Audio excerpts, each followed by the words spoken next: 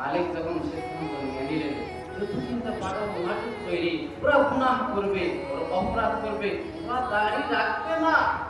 ওরা ঘুষ খাবে, ওরা সুদ খাবে, ওরা জুলুম করবে,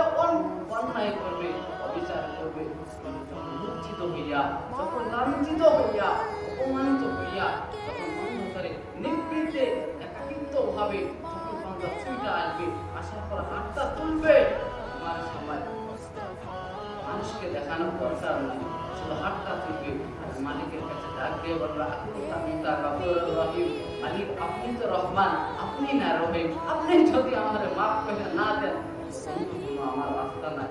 অন্য কোনো আমার পথ নাই। যদি আপনি আমার না মাফ করে দেন, দুনিয়ার মধ্যে মা যদি রাগ করে বাবার কাছে চলে যায়, বাবা রাগ করলো মার কাছে চলে যায়, মা রাগ করছে বাবার কাছে চলে যায়, পরিবার কারোর সাথে বলে না,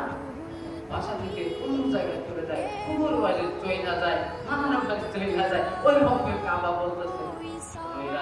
সুইটা আসলো মালিক দিতে, যখন বান্দা বলে মালিক গুনাহ তো অনেক করে ফেললাম, কিন্তু ভক্ত আর আমার দেখতেছে খোলা পথ নাই, কোথায় আর যাবো, নৈরাশ হয়ে যখন বান্দা আসে মালিক গুনাহ কইরা করছি, অপরাধ কইরা করছি, ভুল তো হইয়া গেছে, মাফ কইরা দেন না। মালিক তখন বলে অনেক খুশি হয়, আনন্দিত হয়। মালিক তো তখনও বলতেছেন, আমি তো তখনও পথ চাইয়া থাকি বান্দা কখন ছুইটা আসবে, আর যখন বলবে মালিক রাস্তা তো বলা না, ওই সময় মালিক বলে যখন বান্দা হাতটা তুলতে দেরি হয়, বান্দার গুনাহ মাফ করতে দেরি হয়।